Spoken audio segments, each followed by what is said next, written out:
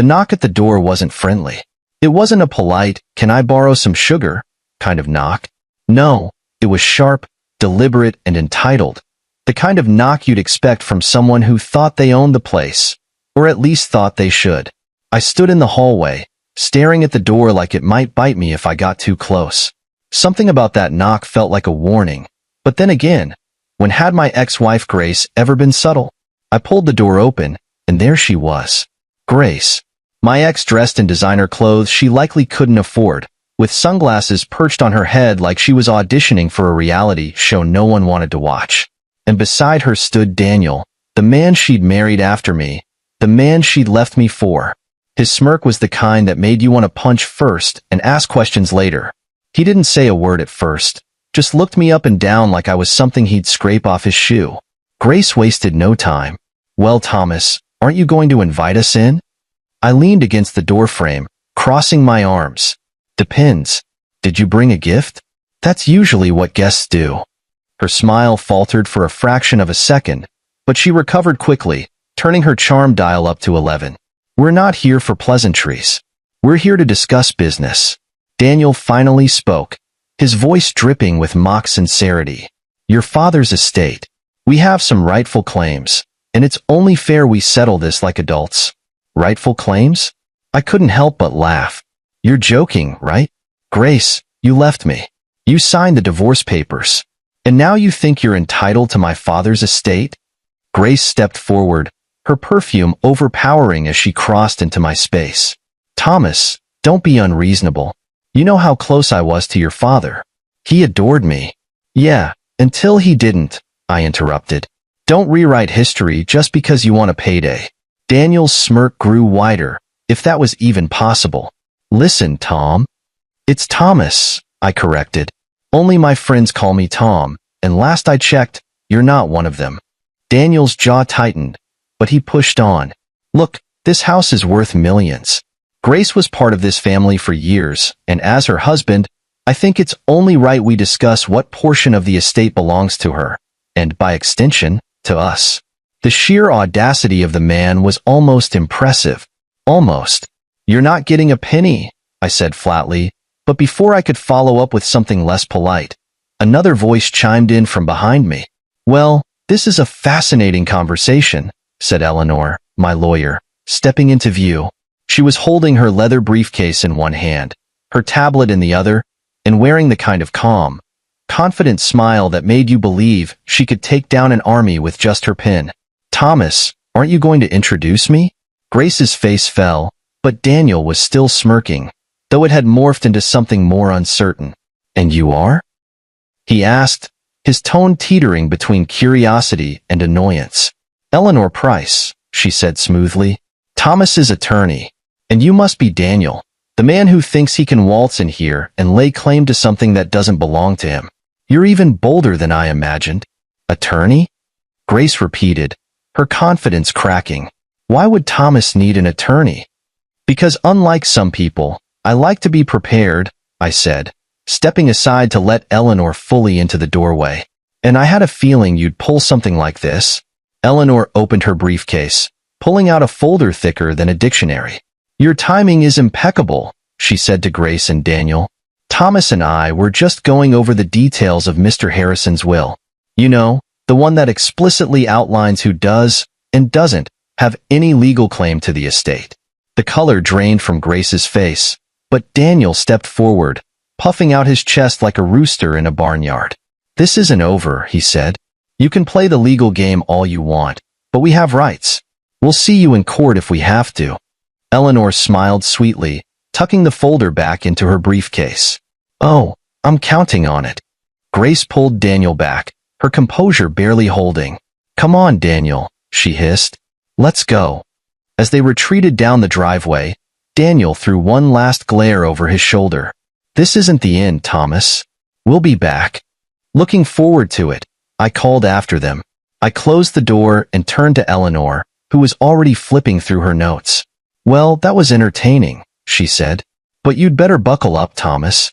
This is just the beginning." I nodded, feeling the weight of what was coming. My father's legacy meant everything to me, and if Grace and Daniel thought they could take it from me, They were about to learn how wrong they were. After Grace and Daniel's dramatic departure, I sat down in the living room with Eleanor. She was already pulling out more papers from her briefcase, her expression sharper than ever. "You were right," she said, sliding a thick file across the coffee table toward me. "Your father anticipated this. He was meticulous in preparing for exactly this kind of stunt." I opened the file, finding page after page of legal documents, financial records, and correspondence that my father had quietly compiled over the years. It was overwhelming, like seeing a map of a battle plan I didn't even know I was part of. My father had always been a step ahead, and now, even after his death, he was still guiding me. "What is all this?" I asked, flipping through the pages. "Evidence," Eleanor replied, sitting back and crossing her legs. "Your father didn't just write a will. He built a fortress. Every clause, every contingency, it's all designed to protect his estate from people like Grace and Daniel. He knew they'd try something like this." My stomach churned. "You're saying he saw this coming?" Eleanor nodded. "From the moment Grace walked out on you, he started putting plans in motion. He suspected she was only with you for the money, and when the divorce happened, it confirmed his fears. Then, when Daniel entered the picture, your father became even more cautious. He didn't trust either of them." I leaned back in the chair, the weight of my father's foresight settling on my shoulders. "So, what's the plan now?" Eleanor tapped her pen against her notebook. "First, we're going to make sure the will stands exactly as your father intended. Second, we're going to expose Grace and Daniel for who they really are. And finally, we're going to ensure that everything your father worked for stays in the family." Her confidence was reassuring, but it didn't make the situation any less infuriating. Grace and Daniel weren't just greedy, they were shameless. My father had barely been gone long enough for the flowers on his grave to wilt, and they were already circling like vultures. "What do we have on them?" I asked, needing to know how strong our case really was. Eleanor's lips curved into a small, knowing smile. "Quite a bit, actually. Your father was very thorough. He hired private investigators to look into their activities after the divorce, and the results are damning." She pulled out a smaller folder and handed it to me. I hesitated for a moment before opening it. Inside were photos of Grace and Daniel meeting with various people, some of them lawyers, others unrecognizable. One picture showed them in a bank, holding what appeared to be documents. Another showed them in a dimly lit restaurant, speaking with someone who looked suspiciously like a private investigator of their own. "What am I looking at?" I asked, my throat dry. "Evidence of their attempts to contest the will before your father even passed," Eleanor explained. "They've been planning this for months. Daniel, in particular, has been aggressive in trying to find loopholes or weak points they could exploit." I stared at the photos, my blood boiling. Grace and I had shared years together. We weren't perfect, but I'd always believed that, at the very least, she cared about me once. Now it seemed like every moment of our marriage had been part of some larger scheme. "And the will?" I asked, trying to keep my anger in check. "How airtight is it?"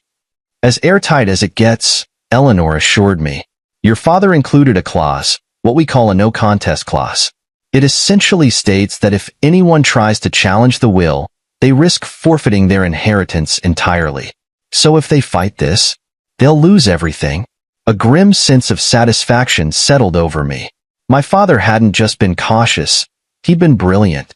Grace and Daniel thought they could outsmart him, but they were about to learn just how wrong they were. "What's next?" I asked, closing the folder and looking at Eleanor. "Next," she said, standing up and gathering her papers, "we prepare for the reading of the will. That's when this will all come to a head. Grace and Daniel are going to think they've won, and when they do, we'll be ready to show them just how wrong they are." I followed her to the door, my resolve hardening with every step. This wasn't just about protecting my father's legacy anymore. It was about standing up to people who thought they could take whatever they wanted without consequence. As Eleanor stepped outside, she turned back to me. "One more thing, Thomas. Your father left you something. It's not in the will, it's separate. I'll bring it to you tomorrow before the reading. He wanted you to have it when the time was right." "What is it?" I asked, curiosity piqued. She smiled. "You'll see." I watched her drive away, my mind racing. Whatever my father had left me, I had a feeling it was going to change everything. Grace and Daniel thought they had this in the bag, but they didn't know what they were walking into.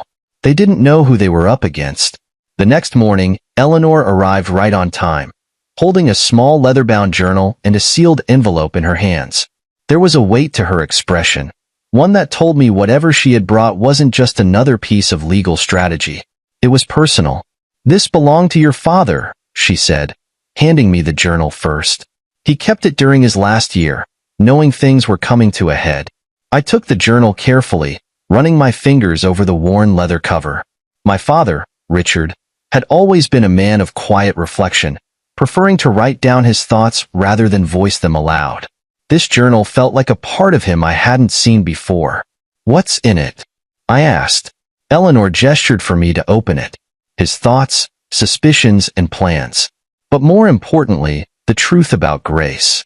I sat down at the kitchen table and opened the journal. The first few pages were filled with entries about my father's declining health, his concerns for the future, and his determination to protect the family's legacy. But as I turned the pages, the tone shifted. March 15th. Grace is not the woman Thomas thinks she is. She came into his life with ulterior motives, and while I hoped their love would be genuine, it's clear now that she was only ever after what she thought she could gain. I've been watching her closely, and the signs are all there. Secret phone calls, unexplained trips, and now, Daniel. I paused, the words cutting deeper than I expected. My father had known. He had seen what I refused to acknowledge during my marriage. Grace's betrayal wasn't just personal. It had been calculated. I turned another page. April 2nd. Daniel is dangerous. He doesn't care about Grace beyond what she can deliver. He's pushing her to secure access to the estate, to manipulate me while I'm vulnerable. I won't let them win. I've started documenting everything, leaving no room for doubt when the time comes. Thomas will see the truth, even if it's painful. My hands trembled as I closed the journal. I looked up at Eleanor, who was watching me carefully. "He knew," I said, my voice hoarse. "He knew about all of it." Eleanor nodded. "And he made sure you'd have the tools to fight back." She handed me the envelope next. I opened it to find a letter in my father's handwriting, addressed directly to me. "My dearest Thomas, if you're reading this, it means the battle has begun. Grace and Daniel have made their move, just as I knew they would. I'm sorry you have to face this, but I want you to remember one thing. You are not alone. I've given Eleanor everything she needs to ensure the truth comes to light. Trust her, and trust yourself. You're stronger than you think. As for Grace and Daniel, they've underestimated you, and me. They think this is about money, but they're wrong. This is about integrity, about protecting what truly matters. Inside the journal, you'll find evidence of their deceit, but there's more to come. The will is only the beginning. Watch closely, Thomas. The pieces are already falling into place. With love and faith in you, Dad, asterisk. I set the letter down, my chest tight with emotion. Even from beyond the grave, my father was guiding me, standing beside me as I faced the people who had tried to tear our family apart. "There's one more thing," Eleanor said, interrupting my thoughts. She reached into her bag and pulled out a USB drive. "Your father hired a private investigator. This drive contains surveillance footage and audio recordings, everything he uncovered about Grace and Daniel's plans."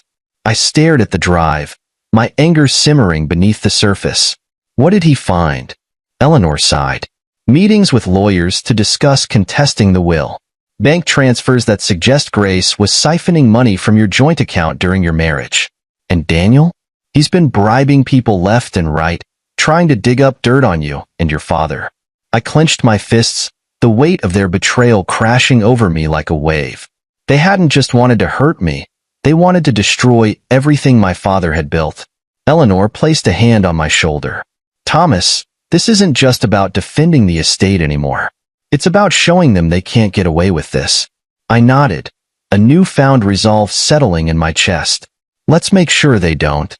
As Eleanor packed up her things, I picked up my father's journal again, flipping to a page I hadn't read yet.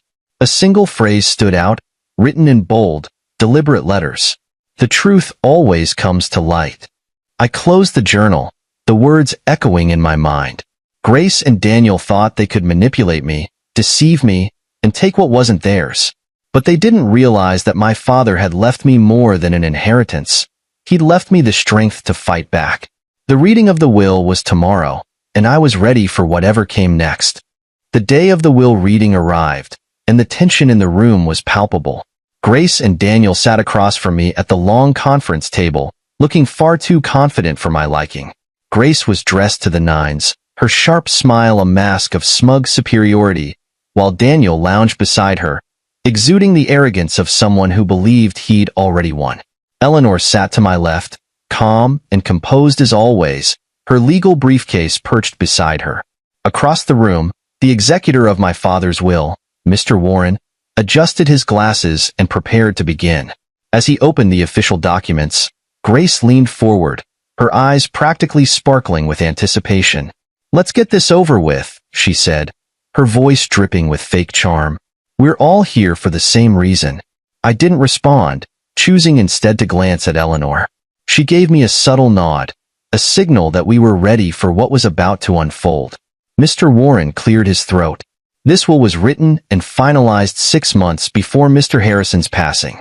It clearly outlines the division of assets, including the estate, business holdings, and financial trusts. Grace practically purred. "Wonderful. I'm sure Richard left instructions that reflect his affection for everyone involved." "Affection?" I muttered under my breath. Eleanor hid a smirk. Mr. Warren continued. "The initial division is as follows. The Harrison estate, including this property, is to be allocated 60% to Thomas Harrison and 40% to us," Grace interrupted, sitting back in triumph. "Exactly as I expected." But Mr. Warren raised his hand, stopping her mid-gloat. "Please let me finish. The 40% allocation is contingent upon the fulfillment of specific conditions outlined in the will. These conditions are detailed in an addendum added 3 days before Mr. Harrison's death." Grace's smile faltered. "What conditions?" Mr. Warren glanced at Eleanor, who took the opportunity to speak. "The conditions involve a clause requiring a thorough investigation of any parties who attempt to claim inheritance under questionable pretenses." Daniel sat up straighter, his smirk replaced with unease. "What does that mean?" Eleanor's voice was steady, but her words hit like a hammer. "It means that any attempt to manipulate Mr. Harrison or his estate activates a no-contest clause. Essentially, if you're caught trying to deceive your way into an inheritance, you lose everything." Grace's confidence began to crack. "This is ridiculous," she snapped. "We've done nothing wrong." Eleanor raised an eyebrow, her expression almost amused. "Really? Then perhaps you'd like to explain these." She reached into her briefcase and pulled out a stack of documents and photographs, sliding them across the table for everyone to see. Grace hesitated, but Daniel snatched them up, flipping through them with increasing panic. "What is this?" he demanded. Eleanor leaned forward, her voice sharp. "Evidence. Photos of the two of you, meeting with lawyers to discuss contesting the will before Richard even passed. Bank statements showing suspicious transfers from Grace's account during her marriage to Thomas. Emails in which you, Daniel, pressured Richard's staff for information about the estate. Shall I go on?" Grace's face turned pale, but she wasn't ready to back down. "These are lies," she said, her voice shaky. "Fabricated to make us look bad." "Lies?" Eleanor echoed, pulling out another piece of paper. "This is a signed statement from one of Richard's nurses, detailing how you, Grace, attempted to bribe her for details about his health and the will. Still think it's fabricated?" Daniel's composure completely crumbled as he threw the photos back onto the table. "This is a setup," he spat. "You're trying to trap us." "No," Eleanor said, her tone icy. "You trapped yourselves. Richard Harrison was one of the sharpest men I've ever known, and he wasn't about to let anyone take advantage of him or his family." Grace's voice rose, desperate now. "This doesn't prove anything. Richard was old, sick. He probably didn't even know what he was signing." Eleanor's eyes narrowed. "Careful, Grace. Claiming that Richard wasn't of sound mind is a dangerous argument when we have evidence proving your attempts to manipulate him. You'd only incriminate yourself further." Daniel stood abruptly, his chair scraping against the floor. "We're leaving. This is a waste of time." But before he could storm out, Eleanor dropped her final bombshell. "Leaving won't change what happens next. This evidence is already with the authorities, and any attempt to challenge the will from here on out will result in criminal charges." The room went silent. Grace's hands were trembling now, her carefully constructed facade in shambles. Daniel looked like he wanted to disappear, his earlier bravado nowhere to be found. I leaned back in my chair, finally allowing myself a small smile. "I warned you not to come here." Grace glared at me, her voice venomous. "You think you've won, don't you? This isn't over." Eleanor stood, collecting her papers with a calm efficiency that only made Grace's fury more pathetic. "Oh, it's over," she said. "You just haven't realized it yet." As Grace and Daniel slinked out of the room, I felt a weight lift off my shoulders. My father's plan was working perfectly. The truth was coming to light, and Grace and Daniel's greed had led them straight into the trap they deserved. I turned to Eleanor. "What's next?" She smiled, her confidence unshaken. "Next? We let them dig their hole even deeper. The courtroom is where this really gets interesting." I nodded, ready for whatever came next. My father had prepared me for this, and I wasn't about to let him down. The day of reckoning was finally here, the courtroom showdown where Grace and Daniel would meet the consequences of their greed. Eleanor and I arrived early, her briefcase practically brimming with the evidence my father had meticulously gathered. The courthouse buzzed with activity, and I could see reporters already circling outside, eager for a sensational story. Inside, the courtroom was filled with an audience of curious onlookers. Grace and Daniel sat at the defendant's table, their expressions a mix of forced calm and barely concealed panic. Grace was impeccably dressed, as usual, but the cracks in her composure were beginning to show. Daniel, on the other hand, looked like he'd aged a decade overnight. Their attorney sat between them, whispering hurried reassurances that didn't seem to help. I sat beside Eleanor, who looked as calm and collected as ever. "They're going to fight this," I whispered. "They can try," she replied with a faint smile. "But your father left no loose ends." The judge entered, and the room fell silent. After the formalities, the case began with the reading of the will. The initial terms were straightforward. 60% of the estate was allocated to me, while 40% was to go to Grace and Daniel, contingent on fulfilling specific conditions. Grace sat up straighter, her confidence briefly returning. But then Eleanor stood, her presence commanding the room. "Your Honor, we would like to introduce evidence related to the conditions of the will, as outlined in the addendum." Grace's attorney stood quickly. "Objection, Your Honor. This is irrelevant to the initial distribution of assets." The judge raised an eyebrow. "Overruled. Proceed, Ms. Price." Eleanor stepped forward, her voice steady and precise. "The conditions of the will include a no-contest clause. This clause states that any party attempting to manipulate Mr. Richard Harrison or his estate forfeits their claim entirely. We have evidence that the defendants, Grace and Daniel, engaged in such manipulation." Gasps rippled through the courtroom. Grace's attorney scrambled to object again, but the judge waved him off. "Let her continue." Eleanor approached the bench, handing over a stack of documents. These include bank statements, photographs, and signed affidavits detailing the defendant's actions. Notably, we have proof of bribery attempts, fraudulent financial activities, and premeditated plans to contest the will before Mr. Harrison's passing. The judge reviewed the documents, his expression darkening. Grace's attorney looked like he wanted to crawl under the table.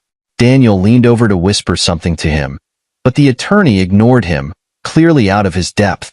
Eleanor continued, her tone sharp. "Furthermore, we have video evidence of Grace and Daniel discussing their plans.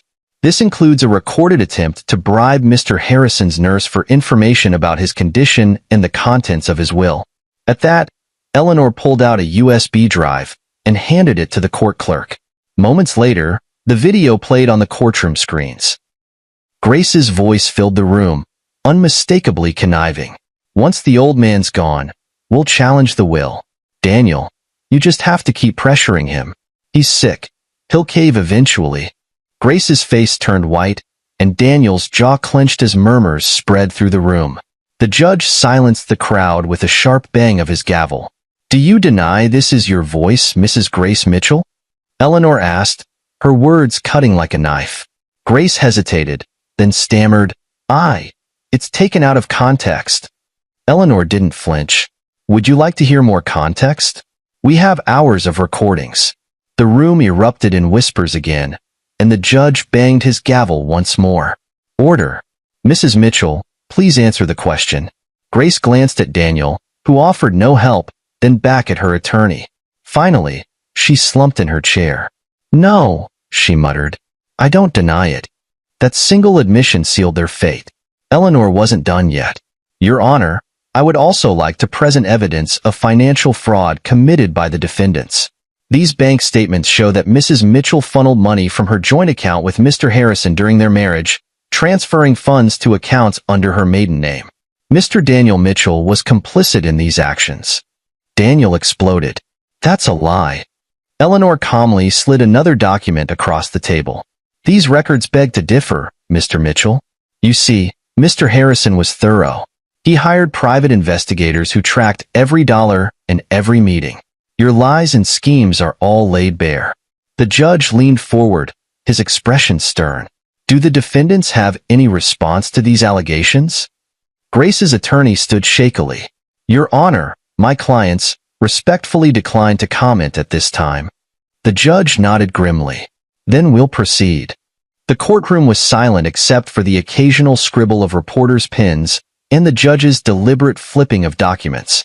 Grace and Daniel sat rigidly, their earlier bravado long gone. The walls were closing in on them, and they knew it. The prosecution called me to the stand. As I walked past Grace and Daniel, I caught the faint hint of desperation in Grace's eyes, a glimmer of the control she was rapidly losing. Daniel, however, wouldn't even look at me. "Please state your name for the court," the prosecutor began. "Thomas Harrison," I said, my voice steady.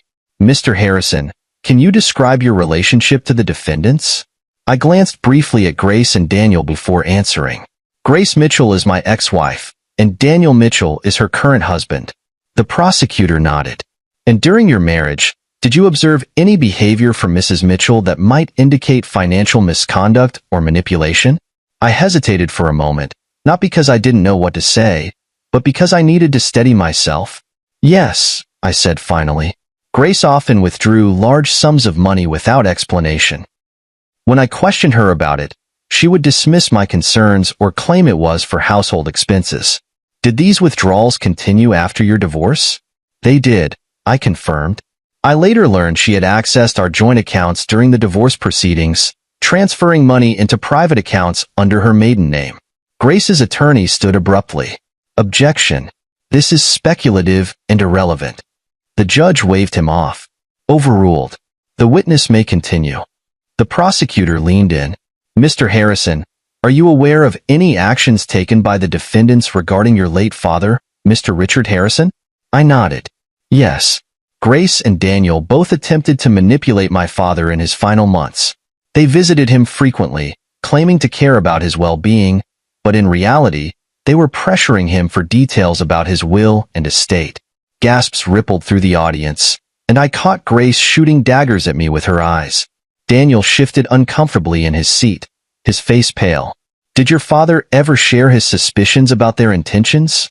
the prosecutor asked. I nodded again. "He did.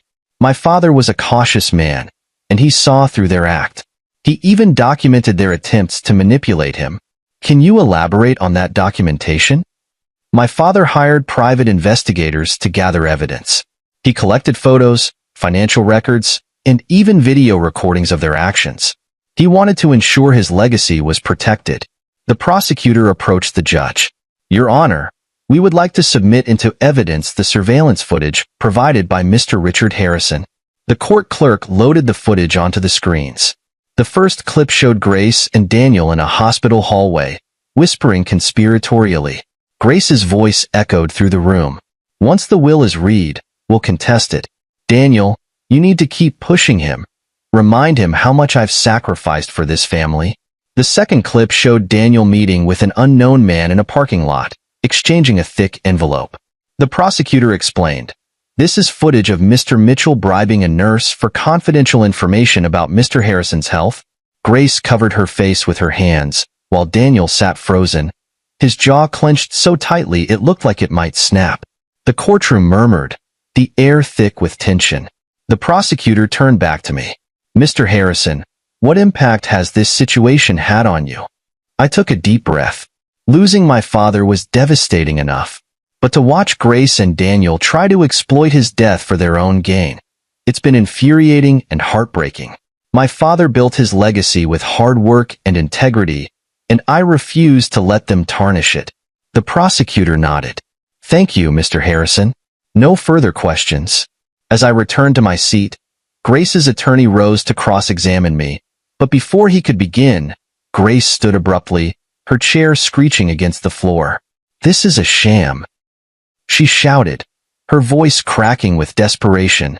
Richard was a stubborn old man who didn't know what he was doing in the end. This so-called evidence doesn't prove anything. The judge banged his gavel. "Mrs. Mitchell, sit down, or I will hold you in contempt." But Grace wasn't done. She pointed a shaking finger at me. "You think you've won, don't you, Thomas?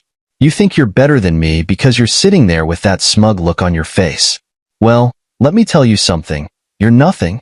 Without your father's money, you'd have nothing."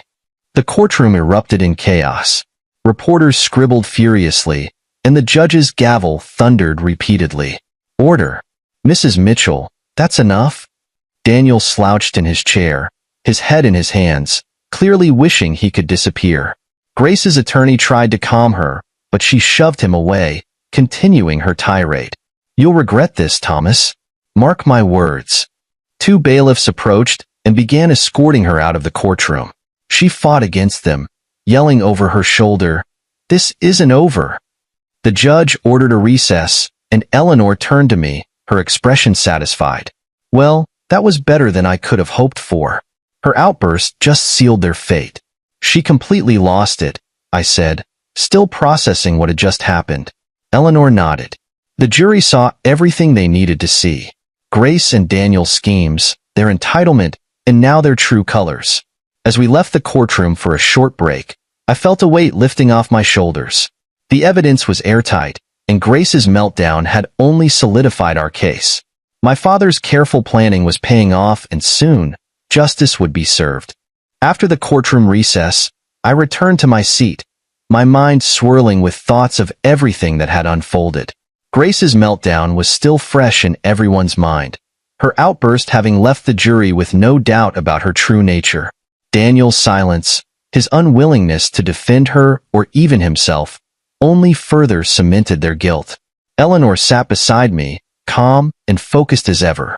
But before the judge resumed proceedings, she leaned over and whispered, "There's one more thing your father planned that I haven't shared yet.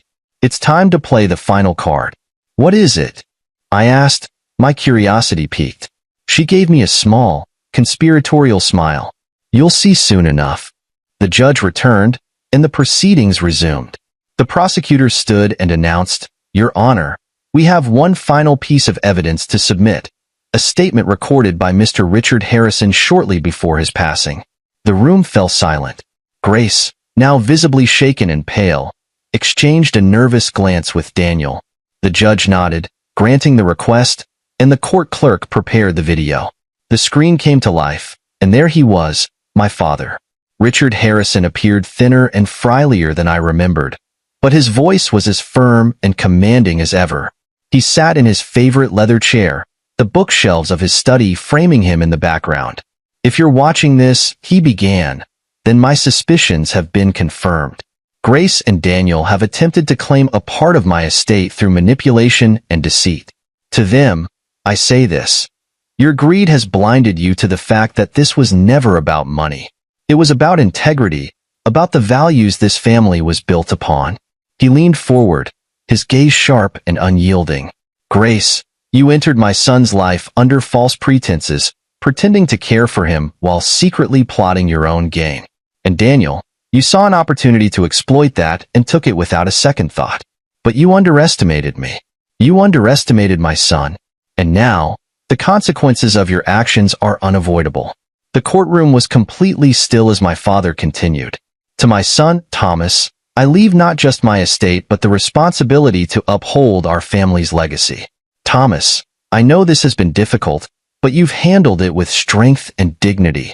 I'm proud of you. He paused, his expression softening briefly before hardening again. To those who think they can take what doesn't belong to them, remember this. The truth always finds its way to the light.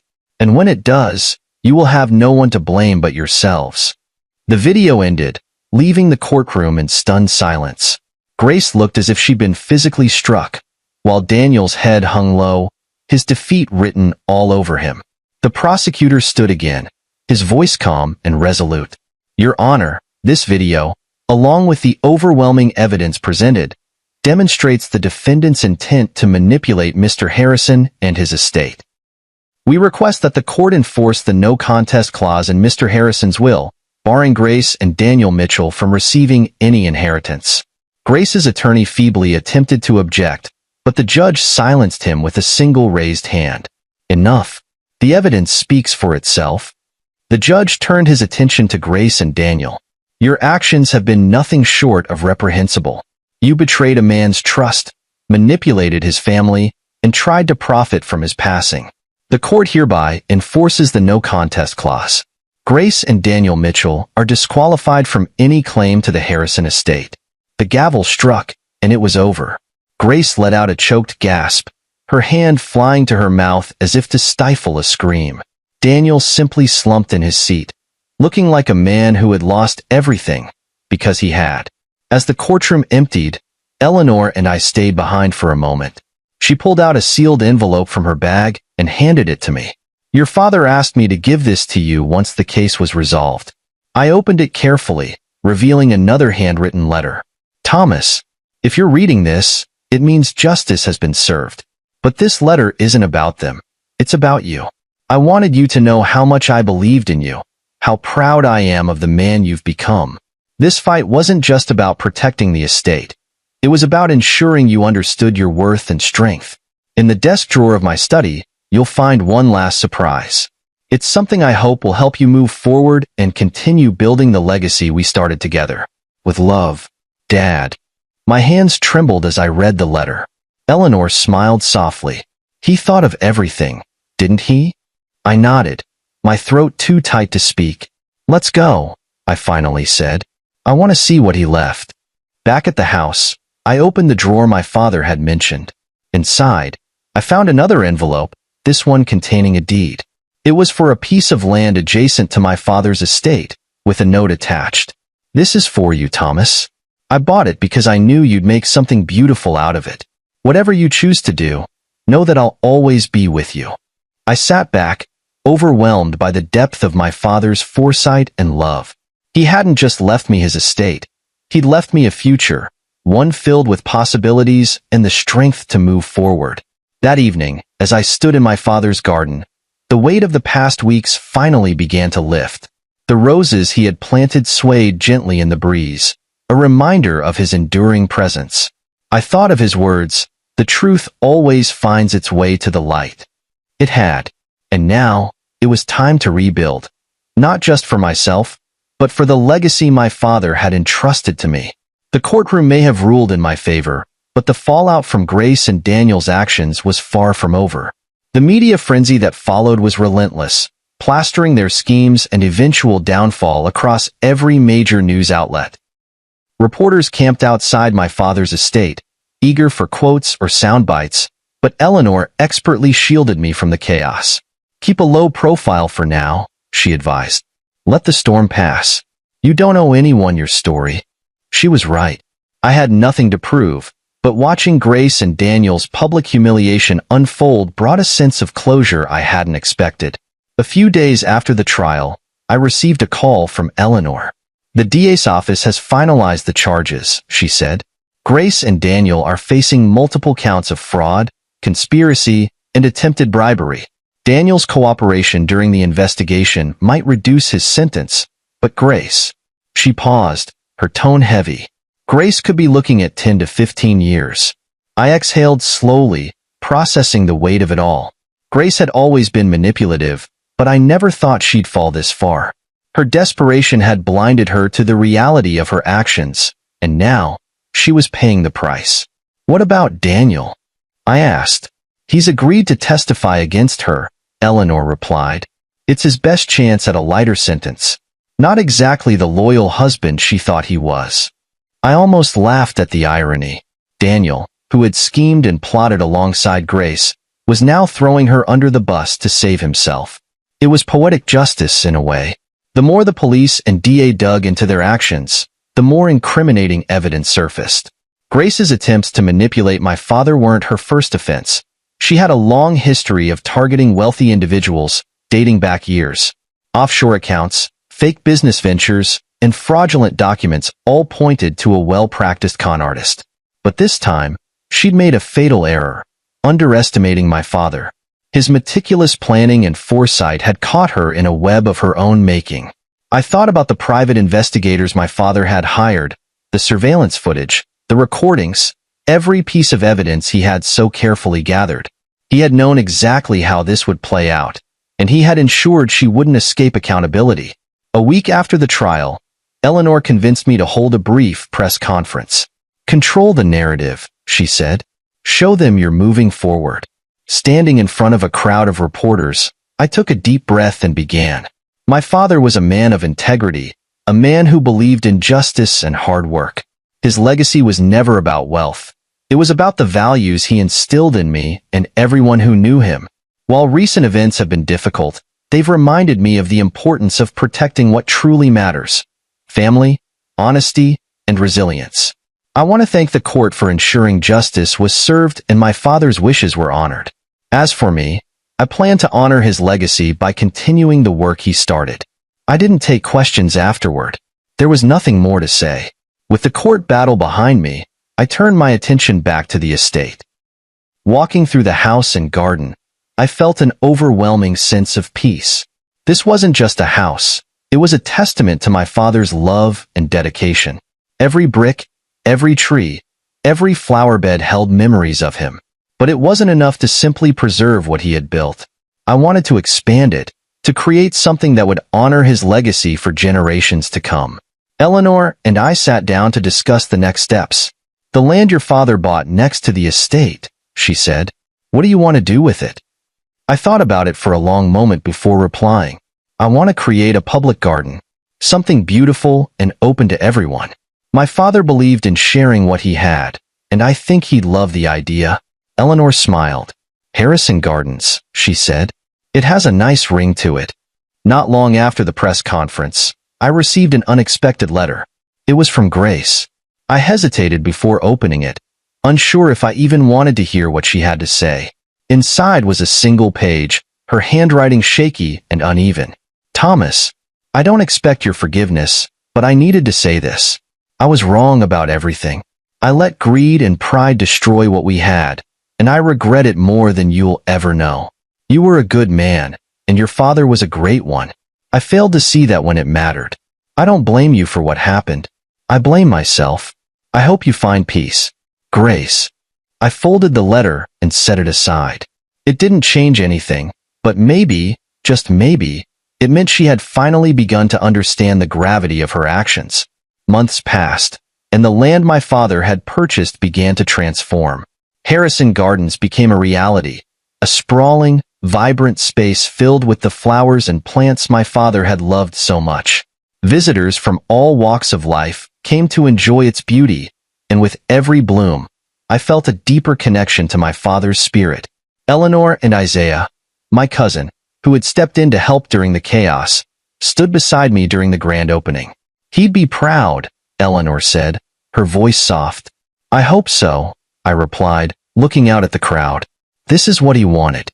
Not just justice, but growth. And that's what it was. Grace and Daniel had tried to take everything from me, but they'd failed. My father's legacy remained intact, stronger than ever. And as the garden bloomed around me, I knew I'd found something even more valuable than justice. I'd found peace. The garden was flourishing. Bright, vibrant flowers swayed gently in the breeze, a living testament to my father's legacy. Harrison Gardens had become more than just a project. It was a symbol of resilience, growth, and new beginnings. Months after the courtroom battles and public fallout, life finally began to settle. The chaos that Grace and Daniel had brought into my life felt like a distant memory, their influence reduced to lessons learned and strength gained. My father's words echoed in my mind often. The truth always finds its way to the light. One morning, Isaiah, my cousin, and one of the few family members who had stood by me, visited the garden. He'd been instrumental in managing the estate while I focused on building something meaningful. "This place is incredible, Thomas," he said, his voice filled with admiration as he walked along the garden paths. "Your father would have loved this." I smiled, wiping my hands on my gardening gloves. He always said beauty can grow in the hardest soil. I think this proves him right. Isaiah nodded, then hesitated. "I've been thinking, maybe it's time to expand this even further. A community center, maybe? Something that could offer more than just beauty, education, resources, a place where people can connect." His suggestion caught me off guard, but also sparked something in me. My father's legacy wasn't just about the garden. It was about giving back, about building something lasting. I nodded slowly. "Let's do it. Let's make this more than just a garden." One afternoon, as I sorted through old files in my father's study, I came across Grace's letter again. I hadn't thought about it much since the day I read it, but something compelled me to pick it up. Her words still carried the weight of regret, but I didn't feel anger anymore. I didn't feel anything, really, just a quiet sense of closure. Grace and Daniel had made their choices, and they were living with the consequences. I had no intention of responding, but I also had no desire to hold on to the bitterness they tried to leave behind. I placed the letter in a drawer, closing it both literally and figuratively. It was time to let go completely. The day of the official opening for Harrison Gardens was sunny and warm, as if the weather itself was blessing the occasion. Families, couples, and individuals from all over the community came to see what we had built. The laughter of children echoed through the garden, blending with the soft rustle of leaves and the hum of bees. Eleanor stood beside me, holding a cup of coffee. "You did it," she said simply. "We did it," I corrected her. "I couldn't have done this without you." She smiled, raising her cup in a toast. "To Richard Harrison, a man who knew how to plan for everything." "To Dad," I said, raising my own invisible toast. "And to second chances." As the months rolled on, Harrison Gardens grew into something I could never have imagined. We added a small cafe, a library corner, and even hosted workshops on gardening and sustainability. The community center Isaiah suggested became a reality, offering free classes, events, and resources to those in need. The garden had become a hub of life and activity, a place where people came to find peace, connection, and inspiration. It was everything my father would have wanted, and more. One evening, as I walked through the garden at sunset, I found myself stopping at a small plaque I had placed near the entrance. It read, "In loving memory of Richard Harrison, a man who taught us that even in the hardest soil, something beautiful can grow." I ran my fingers over the engraving, a lump forming in my throat. My father had done more than protect his legacy. He had given me the tools to build one of my own. As I stood there, watching the sun dip below the horizon, I realized something. This was my new beginning. Grace and Daniel were the past, their schemes nothing more than shadows. What mattered now was the life I was building, one bloom at a time. The truth had come to light, justice had been served, and now it was time to move forward, to grow, to bloom, to live. And with that, the journey came full circle, not just for me, but for everyone touched by my father's life and legacy.